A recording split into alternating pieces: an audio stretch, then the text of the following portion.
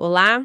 Para nossa conversa de hoje, vamos abordar algo que acho que muitas pessoas já devem ter sentido. Aquela dificuldade, sabe? Às vezes até um bloqueio na hora de orar, Uhum. seja por si mesmo, por alguém querido ou, sei lá, diante de uma situação complexa, parece que as palavras somem ou a gente não sabe nem por onde começar, né? Exato, é bem comum essa sensação. Pois é. E a gente tem aqui um material interessante, são trechos de um texto chamado Quando Você Não Sabe Como Orar, e ele mergulha numa passagem bíblica bem conhecida sobre isso, lá de Romanos, capítulo 8, versículo 26. Ah, sim, Romanos 8:26. Fundamental. Isso, que diz: da mesma forma, o Espírito nos ajuda em nossa fraqueza, pois não sabemos orar como convém, mas o próprio Espírito intercede por nós com gemidos inexprimíveis. Uma passagem poderosa, sem dúvida. E a proposta aqui é justamente explorar o que essa passagem realmente quer dizer, sabe? Indo um pouco além da tradução comum e olhando para algumas palavras-chave no grego original, conforme a análise que a gente recebeu. Legal. A ideia é entender melhor, a partir dessa fonte, como o Espírito Santo atuaria nesses momentos de incerteza na oração. É um ponto de partida fascinante, porque essa sensação de inadequação na oração é muito, muito relatada. E o versículo em questão não só reconhece essa dificuldade, né, mas ele já oferece uma promessa de auxílio divino. Exato. E investigar as palavras originais, como sugere a fonte, pode realmente abrir novas perspectivas sobre o significado dessa ajuda. Vale a pena. Com certeza. Vamos começar então pelo reconhecimento do problema que o próprio versículo aponta, né? Primeiro ele fala da nossa fraqueza e depois que não sabemos orar como convém. O que a fonte que a gente tem nos diz sobre essa fraqueza? É uma fraqueza moral, de fé, o quê? Olha, a fonte direciona nosso olhar para a palavra grega usada para fraqueza, que é asteneia. E é importante notar, como o texto ressalta, que embora asteneia possa significar debilidade física ou geral, em outros contextos, Ah, tipo doença ou algo assim. isso poderia ser. Mas aqui em Romanos 8:26, o foco é bem específico. A análise indica que se refere a uma limitação particular na esfera espiritual. E qual seria essa limitação específica então? A própria passagem continua e meio que define, né? Pois não sabemos orar como convém. A fonte interpreta isso de forma bem direta. A asteneia aqui é a nossa incapacidade inerente de saber exatamente o que pedir ou como pedir de maneira perfeita, totalmente alinhada com a realidade completa da situação e a vontade divina. Ah, entendi. Então não se trata de falta de vontade de orar necessariamente, Não necessariamente. mas de uma limitação no saber, na compreensão do que realmente precisa ser dito ou pedido, é isso? Exatamente. É uma limitação de conhecimento, de perspectiva. E a fonte aprofunda isso ao analisar a expressão o que devemos pedir. A palavra grega para o que é ti. Ti. Isso, ti. E o ponto destacado é que ti é um pronome interrogativo indefinido, que pode abranger, tipo, desde as menores preocupações do dia a dia até as maiores questões existenciais. Nossa, isso amplia bastante o alcance, então. Quer dizer que essa nossa incapacidade de saber o que orar não se limita só a grandes crises, mas permeia muitas áreas da vida. Sim, a interpretação da fonte é que essa limitação é bem abrangente. Nós, simplesmente, a gente não tem a visão panorâmica. Sabe, não conhecemos todos os fatos, todas as variáveis, todas as consequências futuras das nossas petições. Faz sentido. Seja pedindo por paciência no trânsito ou pela resolução de um conflito mundial, nossa perspectiva é limitada. Essa asteneia, essa fraqueza no saber, combinada com a incerteza sobre o ti ou o que, configura a nossa condição humana na oração, segundo essa análise. Fica bem claro, então, o cenário, uma limitação real, não por falta de fé necessariamente, mas por nossa própria natureza finita. Mas, como você disse, o versículo não para na constatação do problema, né? Ele imediatamente apresenta uma solução. O Espírito nos ajuda. Exatamente, a promessa está logo ali. E a fonte que temos dá bastante atenção à palavra grega para ajuda aqui, sunantilambetai. Parece complicada. O que há de tão especial nela? Sunantilambetai. Ela é uma palavra realmente densa de significado, como a fonte explora bem. É um verbo composto. E a chave, assim, o pulo do gato, está no prefixo sum. Sum. Isso, S-U-N. Em grego, sum carrega consistentemente a ideia de junto com, ao lado de, indicando parceria, cooperação, união. Não é uma ajuda prestada à distância, sabe? É uma ação conjunta.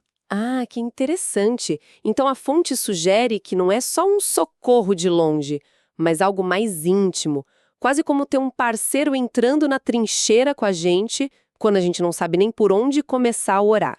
Exatamente essa a ideia. É mais do que socorro, é parceria. E a fonte detalha isso de um jeito bem legal. Como? Para ilustrar o peso desses sânergos, a fonte faz uma comparação interessante usando outra palavra com o mesmo prefixo, sânergos, lá em 2 Coríntios 6,1. Paulo se refere a si mesmo e seus companheiros como sânergos de Deus, que a gente traduz como cooperadores. Ah, sim, cooperadores. Já ouvi essa palavra. Pois é. A análise explica que se ele quisesse dizer apenas trabalhador, no sentido individual, usaria ergos, mas o san adicionado transforma o significado. Vira trabalho em equipe, colaboração mútua para um mesmo fim, sacou? Saquei. Entendi a comparação. Então, aplicando de volta lá em Romanos 8:26, o sum nunc lambetai implica que o Espírito Santo não age como alguém que simplesmente dá um empurrãozinho ou, sei lá, resolve o problema por nós de fora. Precisamente. A interpretação da fonte é que o Espírito Santo se une a nós na nossa fraqueza, ele se torna nosso parceiro na própria tarefa da oração. Ele não espera que a gente melhore para depois ajudar. Ele entra em cena justamente porque reconhece nossa asteneia, nossa incapacidade de saber o que orar. A ajuda é uma parceria ativa que começa exatamente onde a gente está, na nossa limitação. Nossa, essa perspectiva de parceria com o Sam realmente muda a dinâmica que a gente normalmente imagina para ajuda divina na oração. Não é uma intervenção externa, mas uma colaboração interna, né? Exato, é uma dinâmica de dentro para fora. E a ação do Espírito descrita no versículo vai ainda mais fundo, não é? Porque continua dizendo: mas o próprio Espírito intercede por nós com gemidos inexprimíveis. A fonte destaca a palavra grega para intercede aqui, o perentochano, e menciona que há uma palavra única, só aparece aqui em todo o Novo Testamento. O que essa exclusividade sugere? Essa singularidade de uperentujano, como a fonte bem aponta, já sinaliza que se trata de um tipo muito especial de intercessão. A análise sugere que vai além do simples pedir em favor de alguém. Carrega uma conotação de intervenção profunda, quase um resgate. Um resgate. Como assim um resgate? É forte, né? A fonte usa uma analogia bem poderosa para explicar. Imagina alguém que caiu numa caverna ou num poço profundo, a pessoa está lá embaixo, talvez ferida, confusa, incapaz de sair sozinha. Não adianta alguém ficar lá em cima gritando instruções ou jogando uma corda, que a pessoa não consegue nem alcançar. Para um resgate efetivo, alguém precisa descer até onde a pessoa está. E ir ao encontro dela, na sua condição, talvez oferecer apoio físico, e aí sim ajudá-la a subir, a sair daquela situação. Uau, que imagem forte mesmo. E como esse se aplica à intercessão do Espírito Santo? Então, segundo a interpretação apresentada na fonte, o perento inchano descreve exatamente essa ação. O Espírito Santo desce ao nosso nível de asteneia, de confusão, de incapacidade de articular a oração. Ele não fica distante, ele entra na nossa caverna de não saber orar. Ele vem até nós. Vem até nós. Estando ali, ao nosso lado, ele assume a intercessão, orando conosco e por nós. É uma ação muito ativa, muito próxima. E a parte dos gemidos inexprimíveis, como a fonte interpreta isso? São gemidos nossos, do Espírito? Boa pergunta. A fonte sugere que esses gemidos, stenagmos, em grego, não se referem necessariamente a sons audíveis nossos ou a um estado emocional específico nosso, tipo choro ou angústia. Pelo contrário, Ah, não! indicam a profundidade da comunicação que o próprio Espírito estabelece em nosso favor. Uma comunicação que vai além das palavras humanas que nos faltam naquele momento, sabe? É a expressão da nossa necessidade mais profunda, do anseio do nosso coração que nós mesmos não conseguimos verbalizar, mas que o Espírito articula perante Deus. É uma intercessão que nasce dessa parceria Sanantilamer-Tenmiai e se manifesta nesse resgate perante o Yum profundo e empático. Puxa vida, essa descrição toda, a asteneia, o Sanantilambetai, o Perentiwonga, pinta um quadro bem diferente daquele sentimento inicial de falha ou inadequação por não saber orar, né? Com certeza. E a fonte parece chegar a uma conclusão bem surpreendente sobre isso, não é? Quase contraintuitiva. Sim, acho que um dos pontos mais impactantes levantados pela fonte é justamente esse. A nossa condição de astenia, de não saber orar como convém. Longe de ser um obstáculo, é na verdade a qualificação fundamental para a gente receber essa ajuda específica e poderosa do Espírito Santo. Nossa, quer dizer que... É como se a admissão da nossa limitação abrisse a porta para essa parceria divina. A condição para receber ajuda é justamente reconhecer que precisa dela. Isso vira o jogo completamente. Então, ter essa dificuldade não é um sinal de fracasso espiritual? De jeito nenhum. Mas sim o ponto de partida para experimentar essa atuação conjunta do Espírito. É isso. Exatamente. A fonte apresenta isso como um grande encorajamento. Reconhecer a própria incapacidade não é motivo para culpa ou para desistir de orar, mas sim o convite para invocar essa ajuda prometida. Faz todo sentido agora. O Espírito é retratado como esse parceiro divino, sempre pronto a intervir e resgatar nos pericutiano na nossa necessidade. A fraqueza se torna um local do encontro com a força divina, não da ausência dela. Muito bom. E como isso se traduz na prática? Essa ajuda é automática ou depende de algo da nossa parte? Olha, a fonte enfatiza que, embora a ajuda esteja disponível, ela parece ser ativada pela nossa parte. O texto termina com uma exortação bem direta, quase um chamado à ação, né? Clame hoje mesmo. Espírito Santo, ajuda-me a orar. Ah, tem essa chamada no final. Tem. Isso sugere que a parceria requer o nosso reconhecimento da necessidade e o nosso pedido por essa colaboração. Não é uma ajuda imposta, mas uma resposta a quem clama a partir da consciência da própria astênia. A iniciativa de buscar essa parceria parece ser crucial. Entendi.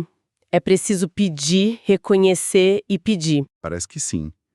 É um convite à ação baseado nessa compreensão. Realmente foi uma análise muito rica de um único versículo, explorando essas nuances do grego conforme apresentado na fonte.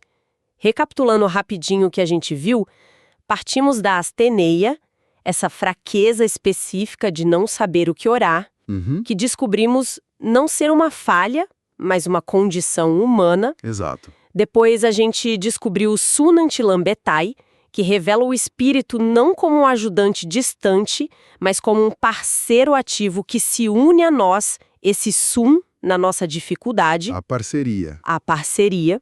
E, por fim, entendemos a profundidade do Uperentus Rintino, essa intercessão única que age como um resgate, descendo ao nosso nível e orando por nós com gemidos inexprimíveis que vão além das nossas palavras.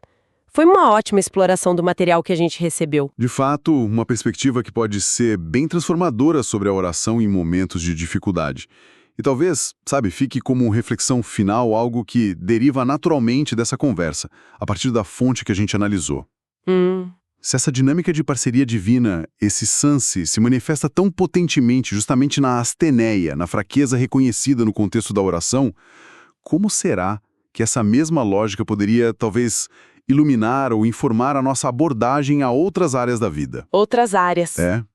Onde mais a gente encontra limitações, incertezas, aquela sensação de não saber como proceder? Poderia essa ideia de uma força que se une à nossa fraqueza, de uma parceria que nasce na admissão da nossa necessidade, será que isso teria ressonância para além da oração? Não como uma fórmula mágica, claro, mas talvez como um convite a pensar sobre essa interação entre a nossa limitação e a possibilidade de ajuda, de parceria, em outras esferas também. Fica aí pra gente pensar, né?